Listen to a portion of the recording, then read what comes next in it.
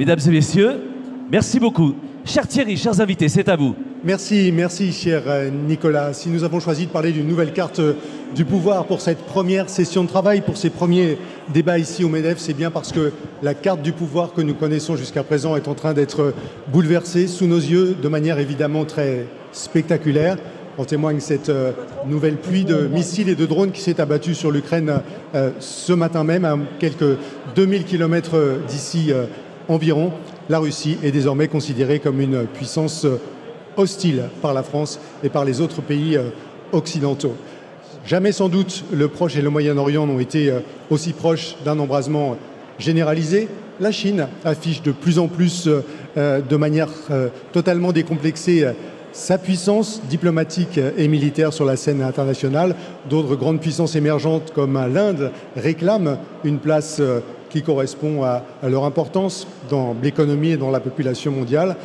Et puis, si vous avez lu les quelques mots d'introduction de cette séance sur le programme de cette première journée de la REF, vous y aurez appris qu'une trentaine de pays vont voter ou ont voté en cette année 2024. Ils représentent près de la moitié de la population mondiale, plus de 50% du PIB de la planète.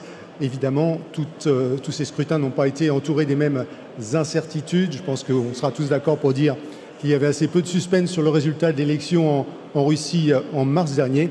En revanche, depuis quelques jours maintenant et jusqu'au 5 novembre, les regards vont se concentrer de plus en plus sur l'élection américaine, sur cette campagne intense aux résultats incertains. Et on en parlera bien sûr ici longuement à l'occasion de ce débat. J'ai la chance d'avoir à mes côtés, vous avez la chance d'avoir en face de vous un panel exceptionnel pour cette première discussion. Sylvie Bernard, vous êtes ambassadrice de France, vous avez été en poste en Chine, vous avez été en poste en Russie, vous avez été en poste à Londres notamment. Vous êtes aujourd'hui présidente du conseil d'administration de l'IHEDN. Ross McInnes, bonjour et bienvenue. Vous êtes le président du conseil d'administration de Safran. Françoise Coste, merci d'être là avec nous aujourd'hui. Vous êtes professeur à l'Université Toulouse-Jean Jaurès, professeur en études américaines. Et Grégoire de Saint-Quentin, qui dirige Préligence et qui est un ancien militaire de très haut niveau, ancien patron notamment des opérations spéciales parmi d'autres fonctions éminentes. Pardonnez-moi, cher Thierry, juste en complicité avec vous, je vais demander à l'Assemblée de faire du silence, s'il vous plaît, et de bien vouloir respecter le débat qui commence, et de bien vouloir respecter les orateurs, s'il vous plaît. L'événement se passe sur scène et non pas dans les escaliers. Merci beaucoup. Pardon, cher Thierry. Mais je vous en prie, cher Nicolas. Je me tourne vers vous, cher Sylvie, pour lancer cette discussion. Le thème, c'est la nouvelle carte du pouvoir. Est-ce qu'on peut vraiment parler d'une nouvelle carte du pouvoir aujourd'hui, de l'émergence d'un nouvel ordre mondial ? Est-ce qu'on n'est pas plutôt en plein désordre mondial ? Alors, je crois que, comme vous l'avez dit, qu'on est en plein désordre mondial. Et en fait, le point de départ, c'est l'agression d'un pays membre permanent du Conseil de sécurité, la Russie, contre un pays membre des Nations Unies et dont les frontières avaient été reconnues par la Russie. Alors, ce désordre, il est patent, mais en réalité, il précédait cette intervention. Cette intervention a plutôt été un révélateur, et un révélateur aussi des fractures du monde, qui n'a pas été perçu tout de suite, mais on a bien vu tout de suite, après l'invasion, que certains pays s'étaient désolidarisés des critiques et s'étaient désolidarisés de l'Occident. Donc on a pu parler du reste du monde, du reste contre l'Ouest, ou encore aujourd'hui du Sud global. Alors beaucoup pensent que le Sud n'est pas global parce que tous ces pays qui sont sur des continents différents sont des pays totalement divergents avec des intérêts qui ne se ressemblent pas. Mais ce qui les rassemble, c'est leur hostilité à l'Occident, et leur hostilité à l'Occident pour sa tentation de donner des leçons de démocratie au monde entier, et aussi pour ce qu'on a appelé le deux poids, deux mesures. Et donc, en fait, le désordre du monde préexistait, comme je disais, parce que l'intervention américaine en Irak a déstabilisé complètement le pays, l'intervention en Libye également a favorisé l'émergence du terrorisme, et on n'a pas su gérer l'après-guerre froide. Finalement, l'ordre mondial, le meilleur ordre mondial, c'était la guerre froide. Mais on ne peut pas, évidemment, souhaiter revenir à cette période-là où les règles étaient simples. Mais il y a eu une période d'espoir qui était justement après la chute du mur et la dislocation de l'Union soviétique. Donc on n'a pas su, au fond, tirer... On n'a pas su, effectivement, tirer... les conclusions, les bénéfices. C'est une décennie pendant laquelle les Nations Unies ont adopté un certain nombre de conventions internationales. C'était le règne du multilatéralisme. Aujourd'hui, c'est celui de la multipolarité, mais d'une multipolarité qui est assez peu consensuelle. Ross McInnes, on entend souvent dire que les chefs d'entreprise aiment avoir un environnement prévisible, stable, et que ce sont les meilleures conditions pour développer une activité. Clairement, pour des tas de raisons qui viennent d'être évoquées, ça n'est pas le cas aujourd'hui. Quel regard portez-vous sur l'état du monde et qu'est-ce qui vous inquiète le plus dans cet état du monde ? Idéalement, oui, mais l'autre caractéristique, et je crois que la plupart des adhérents du MEDEF dans cette salle se reconnaîtront, la capacité d'un entrepreneur, d'une entreprise, c'est de s'adapter.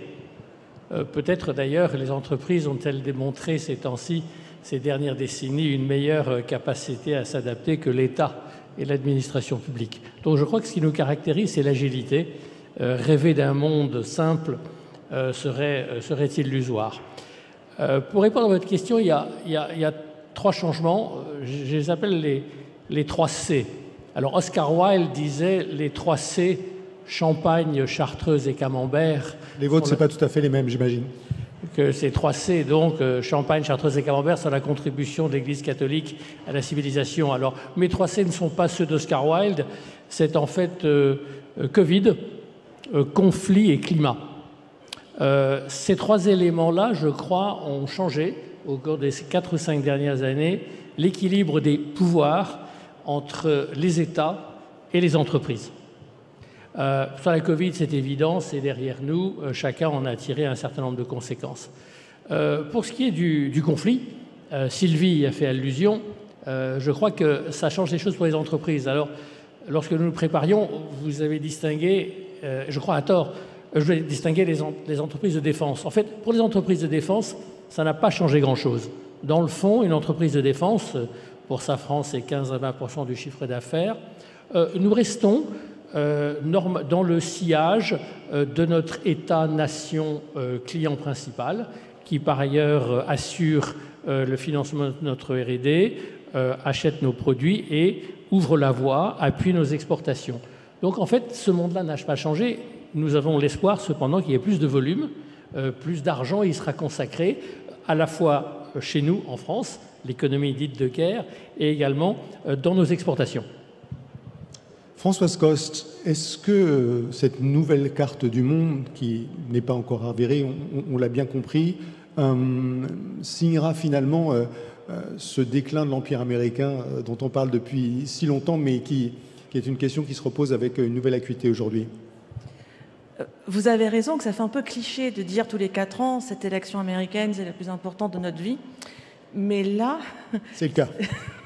Disons que c'est peut-être la plus importante de l'après-guerre froide, justement, parce que vous avez parlé dans des ordres militaires ou diplomatiques. Là, ça peut être un désordre politique, voire même philosophique qu'elle pourrait incarner, parce que la carte du pouvoir qui est en crise, c'est aussi la carte du pouvoir libéral, au sens politique du terme, du libéralisme occidental, hérité du siècle des Lumières. Et quelque part, nous, franco-français, on l'oublie. Ce cycle, en réalité, il a commencé avec la Révolution aux États-Unis en 1776, 13 ans avant la nôtre. La première déclaration, la déclaration d'indépendance, la déclaration des droits. Bon, donc c'est ça que j'appelle un cadre philosophique qui règne en Occident plus ou moins bien depuis 250 ans. En 2026, ce sera le 250e anniversaire de l'indépendance des États-Unis. Et une éventuelle victoire de Trump, mais pas que de Trump, de tout l'apparatus intellectuel qui est derrière lui, pourrait potentiellement symboliser donc la fin de ce cycle, parce que Ce sont les institutions dans le sens de donc démocratique libérale telles qu'on les connaît, qui sont respect de l'opposition, de la liberté d'expression, passation pacifique du pouvoir, gouvernement des élus, pas nécessairement gouvernement des juges, puisque la question se pose aux États-Unis aussi. Donc tout ça est en jeu en novembre, et si Trump devait l'emporter, c'est clair que le modèle politique américain s'écroulerait. Je voudrais vous faire réagir, Sylvie et Ross McInnes, sur l'élection américaine, mais avant cela, un mot de Grégoire de Saint-Quentin. Vous êtes le patron de Preligence, qui est une société d'intelligence artificielle dans le domaine de la défense. Vous allez nous le dire d'ailleurs, qui se rapproche de plus en plus de votre voisin de droite. Vous allez faire votre entrée au sein du groupe Safran. Quel est, vous, votre point de vue sur cette instabilité du monde et quelles conséquences concrètes vous y voyez pour votre activité, qui est une activité particulièrement sensible?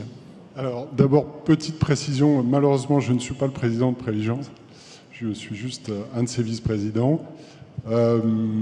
Après, ce que je vois du retour de l'instabilité, c'est en fait le retour des rapports de force, nous faire un peu sortir de l'angélisme, pardon d'utiliser cette expression, mais de la parenthèse enchantée qu'on a vécue depuis 30 ans, où on pensait qu'on pourrait dépasser les rapports de force et qu'on pourrait régler les problèmes de la planète par la négociation, et que finalement on réussirait à s'entendre in fine.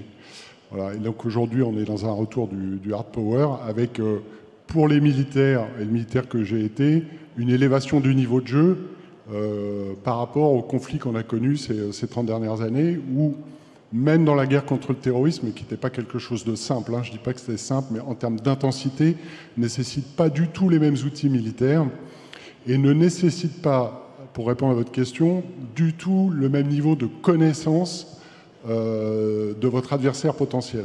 Aujourd'hui, on le voit en Ukraine, qui est un peu le laboratoire de ces nouveaux conflits symétriques, c'est que, en réalité, le champ de bataille est quasi transparent parce qu'il y a une masse de capteurs qui observent tout le monde en permanence, et que obtenir l'effet de surprise, même si les Ukrainiens viennent de l'obtenir, bien joué, est extrêmement difficile. Voilà. Et ça demande beaucoup de professionnalisme. Et tout ça, ça vient d'une chose, c'est que cette masse de capteurs qui diffusent de l'information, encore faut-il avoir la capacité de la traiter, de l'analyser, d'enlever ce qui n'est pas intéressant, c'est-à-dire d'en faire un produit d'information et pas uniquement de la data, et de la partager rapidement au maximum d'acteurs, de façon à faire bouger votre dispositif militaire sur le terrain en permanence. Ça, aujourd'hui, c'est pas envisageable sans l'intelligence artificielle. Voilà. Et moi, j'ai donc quitté l'armée il y a 4 ans, et j'ai rejoint immédiatement donc Preligence, qui était à l'époque vraiment une start-up au départ, qui avait même pas encore levé en série A. Et j'ai eu la chance de connaître cette aventure et de voir que effectivement le besoin de traitement de l'information, notamment de l'information sensible, devenait prégnant et de plus en plus. Donc au départ, Preligence a commencé sur l'analyse d'images satellites, devenu quand même spécialiste du traitement de l'image par intelligence artificielle. Et aujourd'hui, on voit que les armées, maintenant que la confiance est acquise dans cette société, nous confient des données beaucoup plus sensibles et qu'elles ne pourraient pas confier à n'importe qui. Donc on voit bien que l'arrivée des agents intelligents comme aide dans les états-majors s'impose à tout le monde, et notamment on le voit dans le laboratoire de la guerre en Ukraine. Et je pense que c'est ce qui, aujourd'hui, aussi suscite l'intérêt de Safran pour Preligence et conduit à son rachat.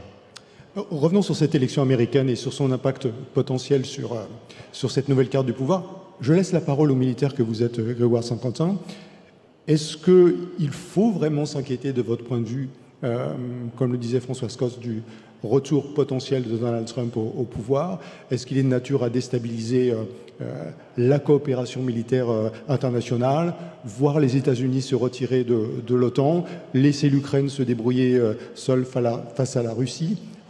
Est-ce que ces perspectives-là existent à votre avis? Alors, qu'elles existent dans la bouche de Trump. Après, il dit tellement de choses que c'est difficile de savoir ce qu'il fera. Juste quelques éléments. Un, il a déjà exercé un mandat présidentiel où il a quand même durement déstabilisé l'OTAN. Voilà, il ne l'a pas quitté, mais il l'a déstabilisé. Et on a bien vu que chez nos alliés européens qui fondaient toute leur défense et toute leur sécurité sur l'OTAN, la France, je rappelle, est un peu à part, elle a une dissuasion nucléaire indépendante, c'était un coup qui était quand même très sévère, porté à la crédibilité de l'automatisation de l'article 5 et donc de la solidarité transatlantique. Donc ça, vous avez aujourd'hui son ancien conseiller de la sécurité qui dit aujourd'hui, celui de son premier mandat, qui dit « Je suis sûr que Trump quittera l'Alliance Atlantique ». Voilà. Après, peut-être qu'en bon businessman, il fera les comptes et il s'apercevra qu'il risque beaucoup d'y perdre.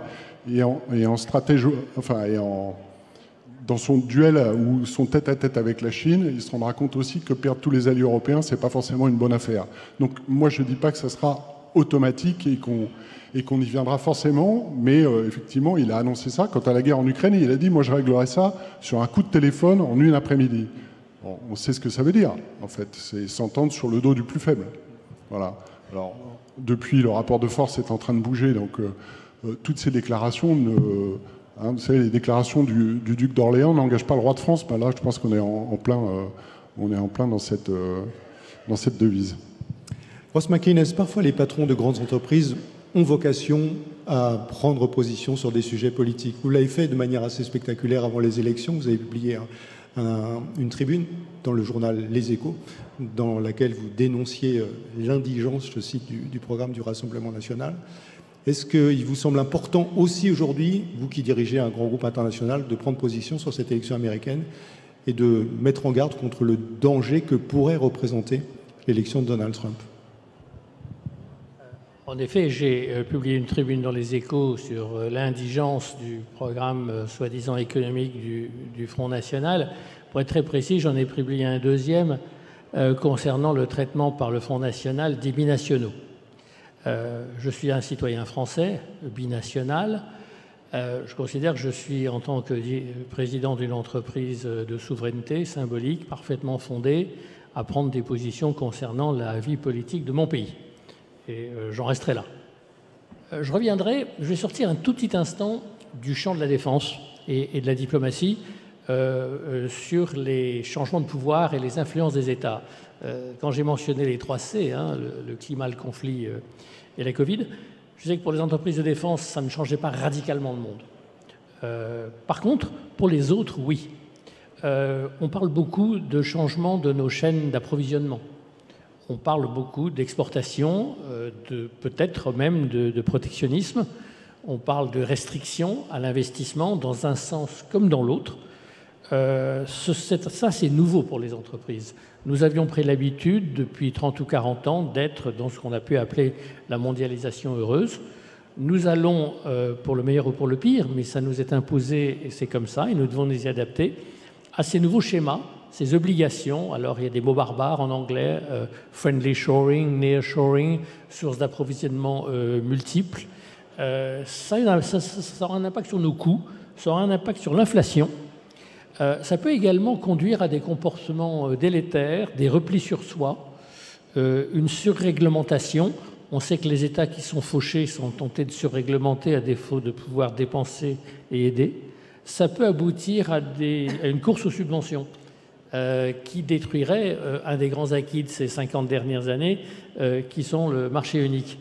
Donc je suis inquiet d'une partie de ces évolutions auxquelles nous, entrepreneurs, dirigeants, devraient nous soumettre. Il y a cependant un domaine où les États et l'État sont légitimes et ils sont peut-être même en carence, c'est le sujet du climat. Seul l'État, les États sont indiscutablement légitimes.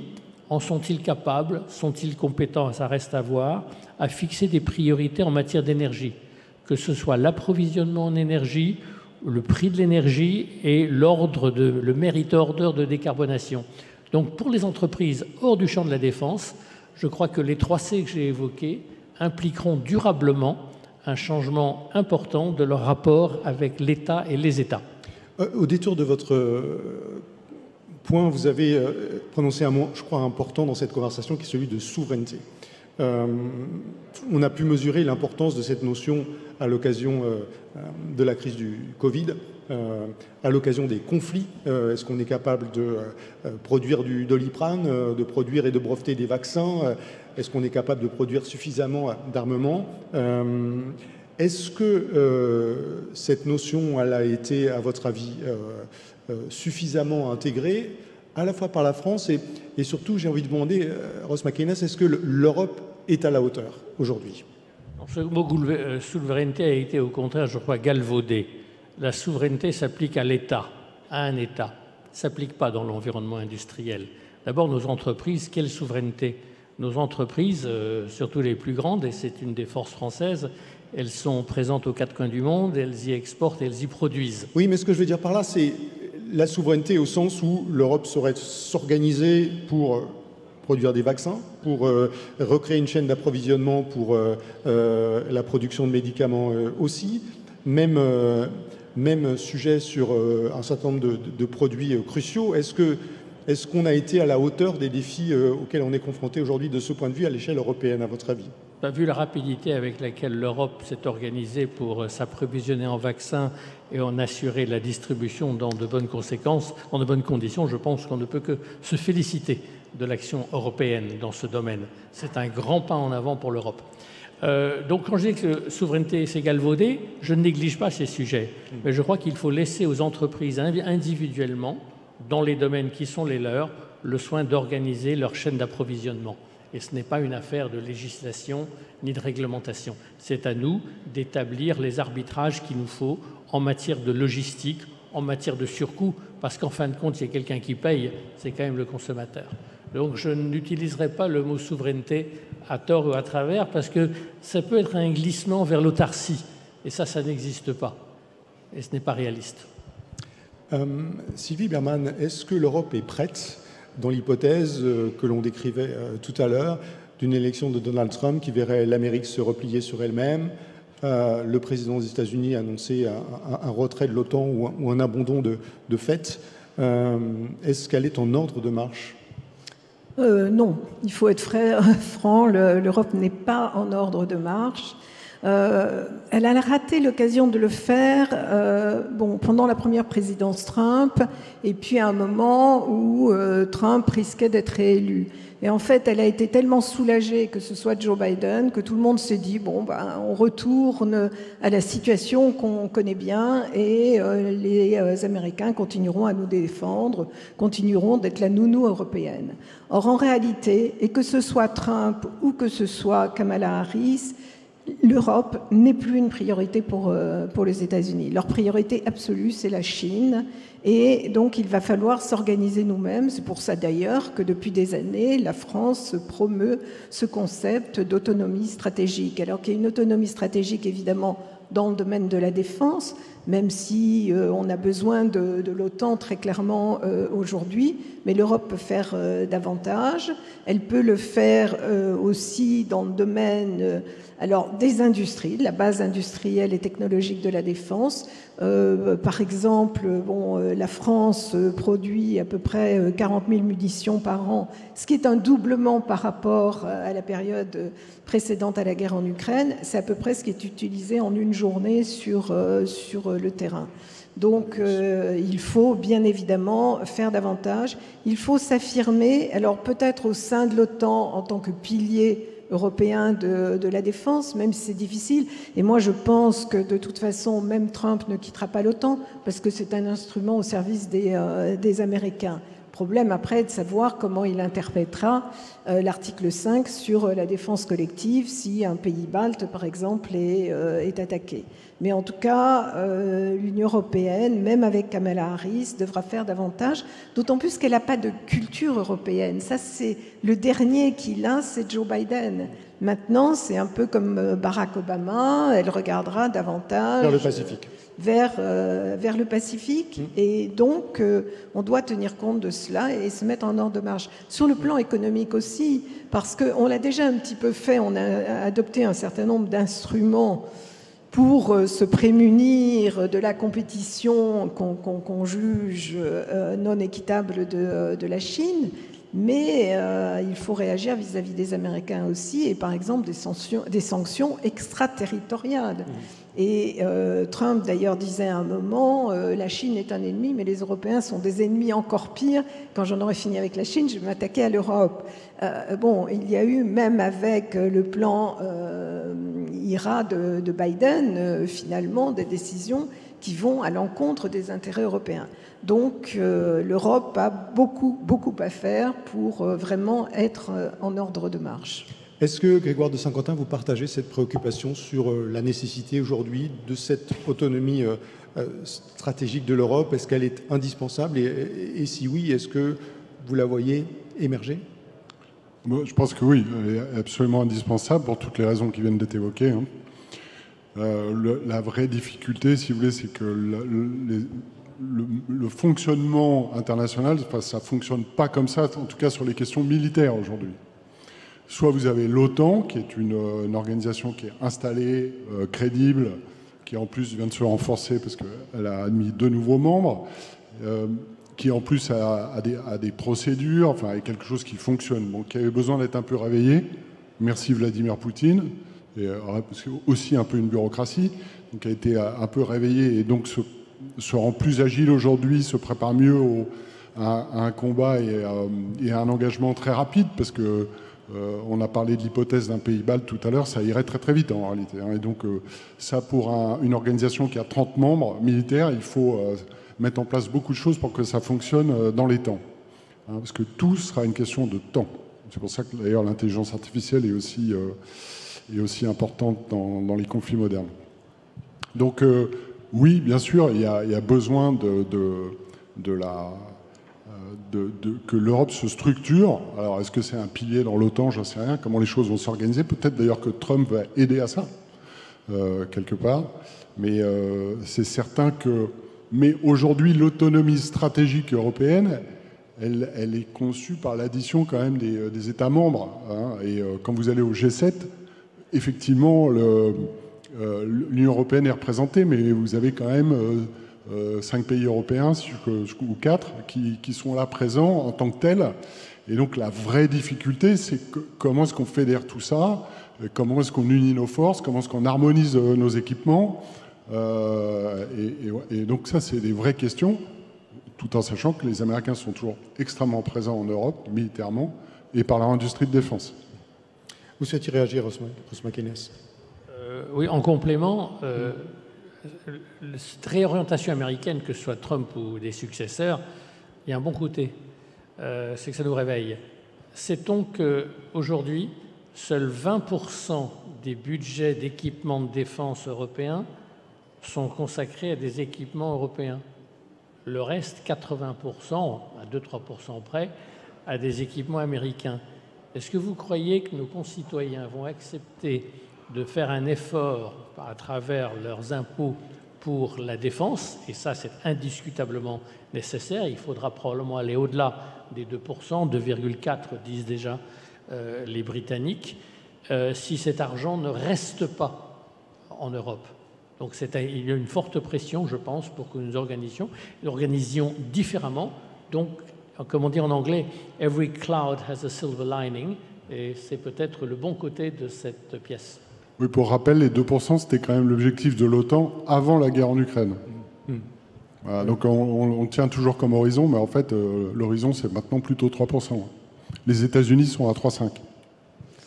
Oui, moi je voudrais rappeler une phrase qui avait été prononcée par Florence Parly, l'ancienne ministre de la Défense, des Forces armées, et qui avait dit à Washington, l'article 5, c'est pas l'article F-35. C'est-à-dire que la réalité, c'est qu'effectivement, les différents États de l'OTAN sont sommés d'augmenter leur pourcentage du budget de la défense et d'acheter essentiellement américain. Et c'est vrai que cela doit changer également si on veut effectivement tendre vers l'autonomie. On ne sera pas autonome demain, c'est bien évident, mais si on veut tendre vers l'autonomie, il faut changer cela. Ça illustre le fait, Françoise Coste, que même une administration démocrate, elle ne nous fait pas de cadeaux, notamment sur ces sujets-là. Et pas seulement sur la défense. D'ailleurs, Joe Biden, il a fait l'IRA. Quand il s'est agi de défendre les intérêts stratégiques des États-Unis dans la zone Pacifique, il a choisi de s'allier à l'Australie et au Royaume-Uni et pas à l'Union européenne. On se souvient de la fameuse histoire des sous-marins. Donc on s'inquiète de la perspective d'un retour au pouvoir de Donald Trump, mais une administration Harris dans le sillage de l'administration Biden, ça ne serait pas forcément un cadeau pour les Européens. Non, déjà, il ne faut jamais oublier sur le plan économique que le complexe militaro-industriel, pour reprendre le terme de Eisenhower, c'est une sorte d'État-providence aux États-Unis. Tous ces congressmen au Congrès, ils se battent pour sauver dans leur circonscription leur base, leur usine, parce qu'il y a tellement de jobs qui dépendent de ces commandes militaires européennes et américaines. Donc, il y a un aspect de politique intérieure. Et puis, vous avez tout à fait raison, Kamala Harris, c'est la première fois que le Parti démocrate se dote d'un candidate californienne. On a l'image de la Californie comme bastion démocrate, ce qu'elle est, mais en réalité, dans le leadership du parti, en tout cas au niveau présidentiel, on n'a jamais eu de candidat californien. Tous les présidents on a eu Ronald Reagan quand même. Comment ? Côté républicain, il y a eu Ronald Reagan. Alors, il y a eu les Californiens Nixon, Reagan, donc des républicains importants. Donc Kamala Harris, elle est californienne, sa mère vient d'Inde, donc elle représente humainement le fait que les États-Unis, ça fait longtemps, ils veulent tourner la page de l'Europe. Ils trépignent d'enfin enclencher ce face-à-face avec la Chine. Sauf que régulièrement, l'Europe, c'est un peu le sparadrap du capitaine Haddock, il y a l'Ukraine, il y a le Moyen-Orient aussi, c'est pas l'Europe, mais quand même, on sent que ça les lasse et que tôt ou tard, ils diront peut-être aux Palestiniens et aux Israéliens, bon allez, vous gérez ça, et aux Ukrainiens aussi, ben allez, à vous les gars, parce que l'Europe c'est le XXe siècle pour clairement. Démocrate ou républicain, vous avez raison. Oui, sur à quoi je voudrais ajouter quand même quelque chose, c'est que d'abord il y a ce que Ross McInnes vient de dire, c'est-à-dire quand même 80% de l'effort de défense européen, il passe dans l'industrie américaine, donc si demain cet argent, finalement il revient à l'industrie de défense européenne, c'est pas forcément une bonne affaire pour les Américains. La deuxième chose, c'est qu'il faut bien imaginer que dans le tête-à-tête avec la Chine, c'est un tête-à-tête global. Ça va se jouer géographiquement partout, y compris à des endroits inattendus comme l'Antarctique. Et la Russie fait partie du calcul.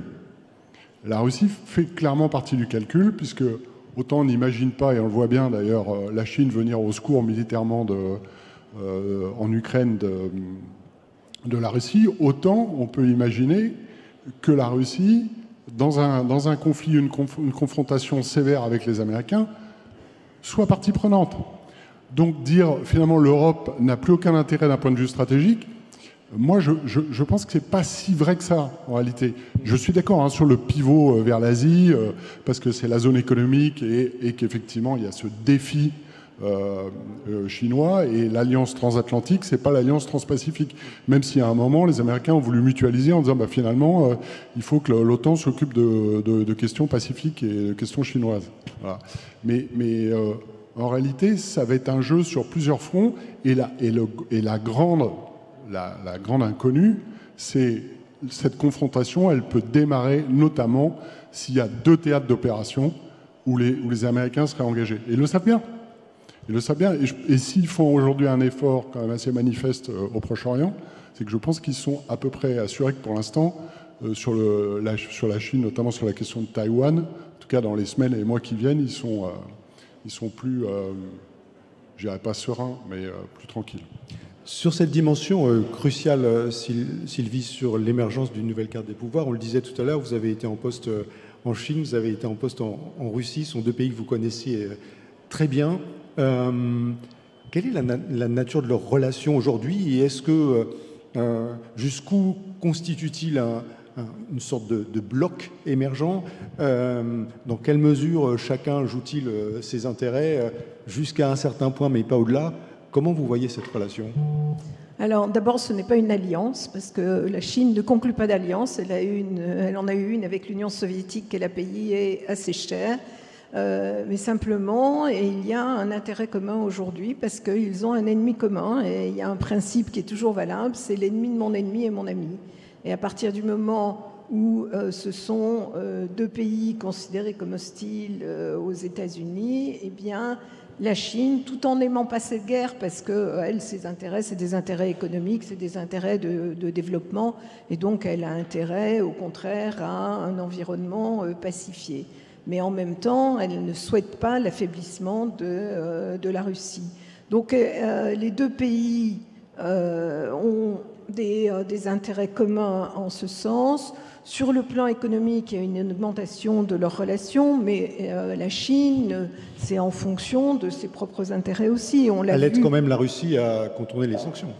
En achetant, c'est son intérêt d'acheter oui, du mais pétrole. ça, c'est bien sûr, mais elle n'est pas la seule. L'Inde également, et qui revend le pétrole à l'Europe, et d'autres pays également. Donc effectivement, ça aide la Chine. Elle fournit également des machines-outils dans lesquelles il y a des puces, mais elle ne fournit pas d'armement. Mais je pense que ce que la Chine a en tête, c'est qu'un jour, elle aura peut-être besoin d'un renvoi d'ascenseur, et au cas où elle interviendra à Taïwan, ce que personne ne peut dire aujourd'hui, mais on est dans une ère d'incertitude stratégique parce que la Russie n'avait aucun intérêt à intervenir en Ukraine, elle l'a fait quand même.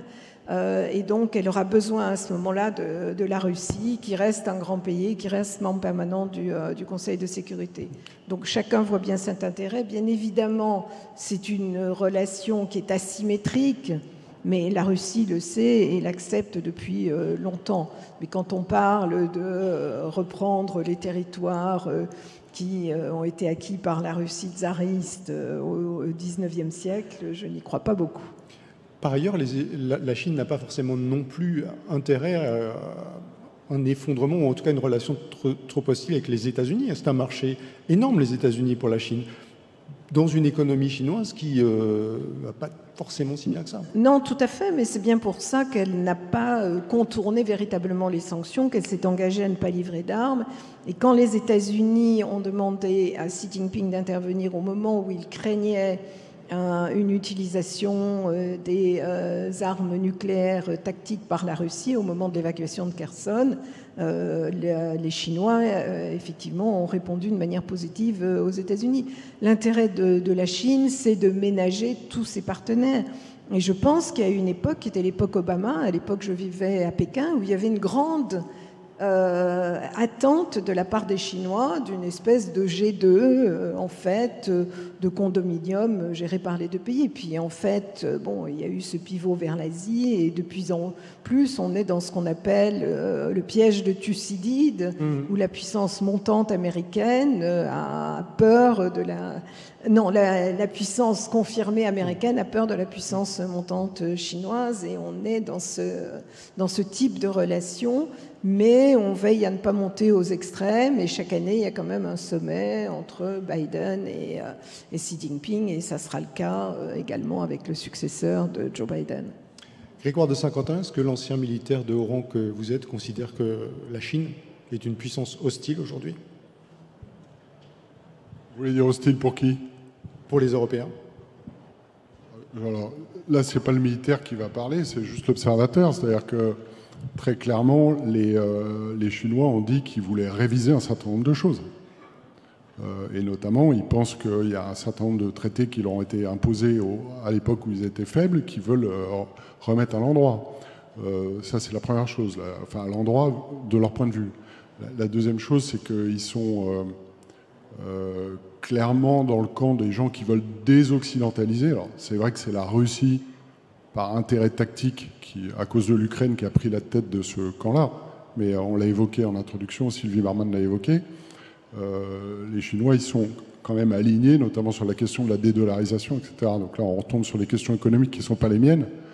Mais je ne sais pas si c'est une puissance hostile. En tout cas, elle est très active, notamment sur tout un tas de sujets, notamment en matière de renseignement économique, on le sait.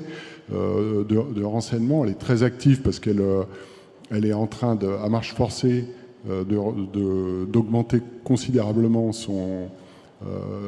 son armement nucléaire, sa marine de combat qui a dépassé maintenant en nombre de navires celle des États-Unis. Donc je ne sais pas si elle est hostile à la France en particulier ou à l'Europe, mais ce qui est assez certain, c'est qu'elle compte peser dans les années qui viennent. Et très clairement, il faudra regarder où sont nos intérêts. Voilà. Ross McInnes, vous parliez tout à l'heure des contraintes que fait peser ce désordre mondial sur les chaînes d'approvisionnement et la difficulté à s'adapter en permanence à ce contexte qui ne cesse d'évoluer.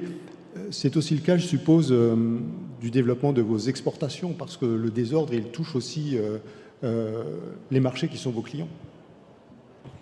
Je pense que la réorganisation de la logistique touche surtout les importations et les principaux ingrédients, puisque le Covid nous a fait prendre conscience. Il y a des environnements, il y a des pays par rapport auxquels nous souhaitons réduire notre dépendance. Je pense que de manière générale, la plupart d'entre nous allons passer, l'expression, pardon, elle est anglaise, c'est le binational qui s'exprime, du just in time au just in case, ce qui impliquera sans doute d'augmenter nos stocks pour des raisons qui ne sont pas politiques, mais qui sont simplement de précaution. Sur le volet exportation, c'est plus lié au protectionnisme. Autrement dit, ma crainte, et ça c'est à plus long terme, c'est que le repli sur soi, des mesures protectionnistes discriminatoires n'entravent nos exportations. Ce sont deux sujets différents avec une dimension de temps qui est très différente. La logistique, c'est maintenant. La sécurisation de nos chaînes logistiques, c'est tout de suite qu'il faut le faire. Depuis le début de notre conversation, on a parlé de cette nouvelle carte du pouvoir sous l'angle géopolitique. Les chefs d'entreprise ont aussi un pouvoir dans cette nouvelle émergence d'un nouveau monde. On peut tout à fait défendre l'argument que dans une certaine mesure, un Steve Jobs, un Jeff Bezos, ils ont davantage changé nos vies qu'un grand nombre de dirigeants politiques. Aujourd'hui, on voit quelqu'un comme Elon Musk, par exemple, qui non seulement produit des voitures électriques, mais qui voit la NASA l'appeler au secours pour aller chercher des gens qu'elle n'est pas capable de ramener sur la Station spatiale internationale, qui voit son groupe Starlink jouer un rôle important sur le théâtre des opérations en Ukraine, en fournissant un équipement qui est décisif sur le terrain. Cette nouvelle carte de pouvoir, elle a aussi une place importante qui est occupée par les chefs d'entreprise et par ceux qui sont sur ces secteurs stratégiques, non? Qui veut répondre à ça? Grégoire de Saint-Quentin? Alors, oui, mais surtout vu d'un point de vue stratégique, c'est ce qui est, alors c'est propre à l'économie américaine et sa capacité à créer des géants à partir d'une start-up, hein. Quand même assez impressionnant, puisque on sait comment l'aventure SpaceX a commencé et où ils en sont aujourd'hui. Moi, ce que je trouve impressionnant, c'est la vision. Alors, SpaceX, donc les lancements et l'accès à l'espace quasiment maintenant de façon permanente et à un coût réduit. Donc, quelque part, la transformation de l'espace en espace en théâtre d'opération à terme, avec une occupation de l'espace. Alors, occupation par les satellites, ce qu'il fait avec Starlink, puisque quelque part, il occupe tous les. Il possède aujourd'hui la moitié des satellites qui sont en orbite au-dessus de nos têtes, et donc il occupe les plans de fréquence, il occupe les plans orbitaux, et l'Union européenne a pris conscience de l'importance de ces constellations orbites basses en train d'en mettre une, mais quand on lancera, tout le réseau Starlink et probablement celui de Kuiper, là, celui d'Amazon, sera déjà lancé, donc toutes les bonnes positions seront prises. Donc moi, ce que je trouve impressionnant, c'est la capacité des États-Unis à générer un champion en le mettant en concurrence au départ avec Boeing, qui était quand même pas rien, et aujourd'hui à arriver à une position économique et stratégique qui est dominante. Voilà, en sachant que, pour rester sur mon sujet, enfin, ou mon secteur, dans Starlink, il y a Starshield qui arrive, qui va être en fait un réseau de communication permanente, large bande et instantanée dédié au Pentagone. Hein. Voilà. Oui, parce qu'Elon Musk, il n'est pas non seulement un fournisseur pour l'Ukraine, on en parle beaucoup, mais il est aussi fournisseur pour l'armée des États-Unis, hein, qui aujourd'hui certains tirent le signal d'alarme parce que moi qui travaille par exemple sur le conservatisme aux États-Unis, depuis le New Deal, la crainte c'était big government. Mais en fait, on se rend compte qu'aujourd'hui, peut-être, là aussi c'est un changement d'air, on entre dans une période où big business sera peut-être aussi fort, mais peut-être encore plus dangereux que big government, parce qu'au moins dans une démocratie libérale, le big government, il dépend un peu de nous. Elon Musk, qu'est-ce qu'on a comme moyen de pression sur lui? Rien. Oui, il n'a pas été élu, il n'a pas de mandat autre que celui que lui donnent ses actionnaires. Alors, on peut virer Biden, on peut virer Trump. Ils vendent des voitures quand même. Oui. Donc, et le problème, c'est que Musk, c'est l'arbre qui cache la forêt. Il y a tous les tech bros de la Silicon Valley. On en parle beaucoup ces temps-ci parce qu'ils ont atteint une telle position dominante qu'ils se piquent de politique maintenant. J.D. Vance, le codicier de Trump, vient de... Il a fait une partie de sa carrière dans la Silicon Valley. Voilà. Et il est très proche de Peter Thiel, par exemple. Et on a un peu ce qu'on a eu un siècle avec Ford, des capitaines d'industrie américains qui, une fois qu'ils ont ce pouvoir économique de folie, donc ce pic de politique, mais qui, je suis désolée, n'ont pas nécessairement la compétence philosophique, idéologique, historique, et qui basculent très vite dans des délires idéologiques. Musk sur la fertilité, par exemple, qui a quand même, si on tire ce fil-là, c'est intéressant la démographie dans l'absolu, mais très vite, si on tire tout ça, il y a la question du droit des femmes et des droits reproductifs, qui est quand même un sujet brûlant aux États-Unis aujourd'hui. Au cœur de la campagne. Au cœur de la campagne, mais où on se rend compte que le danger ne vient pas nécessairement, comme d'habitude, de la droite chrétienne, mais des tech bros. Donc on est dans une nouvelle carte, là aussi, politique. Musk, Thiel ont annoncé, ils ne s'en cachent même pas, c'est pas une théorie du complot, ils financent Trump. Donc tout est là devant nous, clairement la carte change. Il finance Trump, Sylvie Berman, il fait campagne pour Donald Trump, il lui ouvre grand son réseau social X, il a organisé une longue conversation avec lui sur ce réseau. Comme le disait Françoise Coste, personne ne peut le virer, il n'a pas été élu. Est-ce que c'est dangereux pour vous ? C'est dangereux pour la démocratie dans la mesure où quelqu'un qui n'a aucune légitimité est fondé à prendre aussi des positions politiques. Parce que sur l'Ukraine, il a réagi au début en mettant à disposition le réseau Starlink, mais un jour il a décidé qu'il n'était pas question que les Ukrainiens attaquent la Crimée, et donc il a complètement changé de position. Et au nom de quoi ? Donc effectivement c'est problématique. Cela dit, dans un pays démocratique, c'est très difficile de faire quelque chose. Il y a un contre-exemple qui est celui de Jack Ma, le patron d'Alibaba, qui est devenu non seulement extrêmement riche, mais qui a commencé à faire concurrence au Parti communiste en ayant des modes de paiement individuels et l'accès aux données des citoyens chinois. C'est pour ça que, non pas parce qu'il était démocrate ou parce qu'il parlait beaucoup, pour cette raison-là que Xi Jinping n'a pas accepté cette concurrence avec le parti, parce qu'un pays qui est un pays autocratique a le pouvoir de gérer cela, pouvoir que, évidemment, les démocraties n'ont pas. Mais le danger existe, bien évidemment. Comment vous réfléchissez, vous, Ross McInnes, à cette notion de pouvoir tel qu'il existe entre les mains d'un chef d'entreprise, et pour certains d'entre eux, dont on peut considérer qu'ils ont, au fond, peut-être plus de pouvoir qu'un certain nombre de chefs d'État ? Je vais revenir sur l'exemple qui a été cité.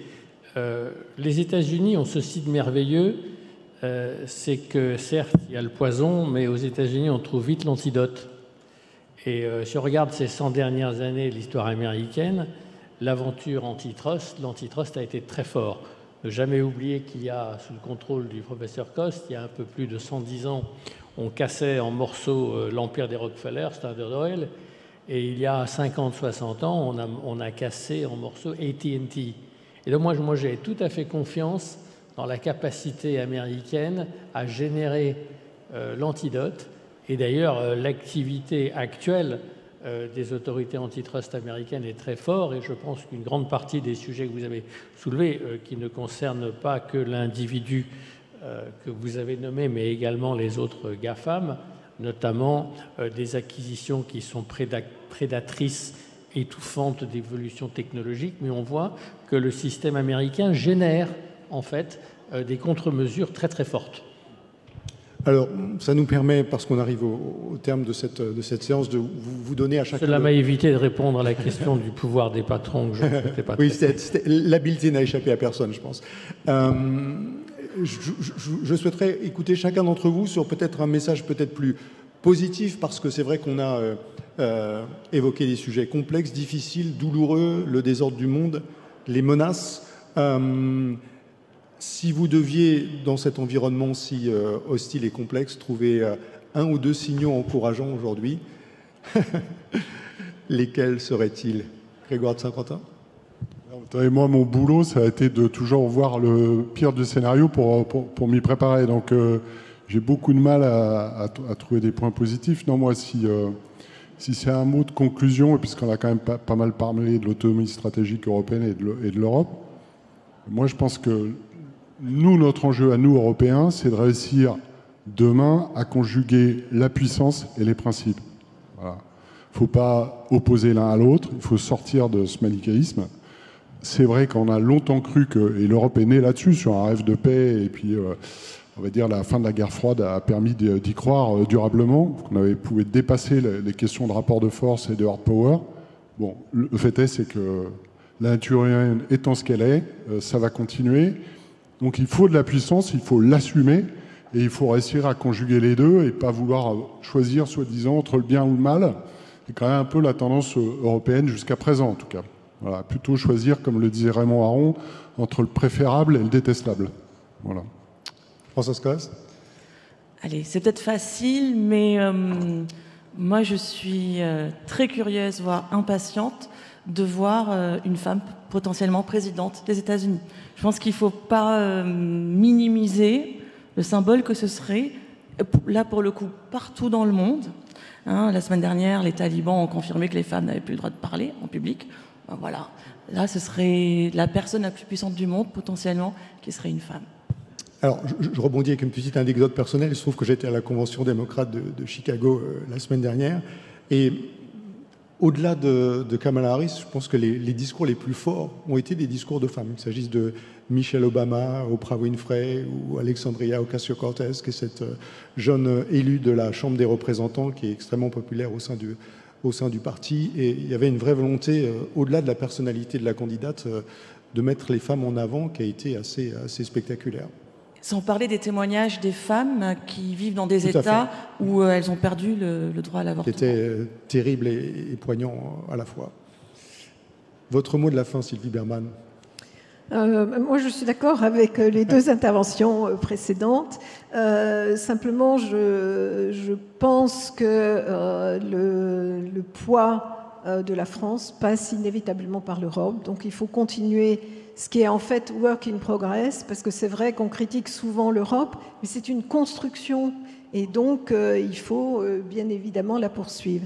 Et je crois également qu'au lieu de donner des leçons, bon, nous ne devons pas renoncer à nos propres valeurs, mais je pense qu'il faut un petit peu plus d'humilité vis-à-vis des autres pays, et en particulier avec ce qu'on appelle le Sud global, mais non pas le Sud global de manière globale, justement, mais avec chacun des grands États et des grandes puissances qui le constituent. Il y a quelque chose à réparer et à reconstruire avec ces pays, et ça renforcera le poids de l'Union européenne. Et le mot de la fin vous revient, Ross McInnes. C'est beaucoup d'honneur. À deux niveaux. D'abord, je m'inspire du rachat par Safran de Préligence pour illustrer le fait qu'en France, il y a de l'épargne, il y a du génie. Hein, nous sommes un peuple de fourmis et un peuple de génie. Le problème, c'est qu'entre les fourmis et les génies, il y a Bercy. Mais ça, on peut essayer d'y remédier. Mais à un autre niveau, je crois que ce que dit Sylvie sur l'Europe, c'est quand même un continent de paix, de prospérité, d'innovation, de démocratie. Et la France est au centre de cela. Les réfugiés, ils ne partent pas en Russie, ils ne partent pas en Chine. Ça veut dire en Europe. N'ayons pas honte. Merci beaucoup pour cette discussion passionnante. Et je vous passe le relais, cher Nicolas.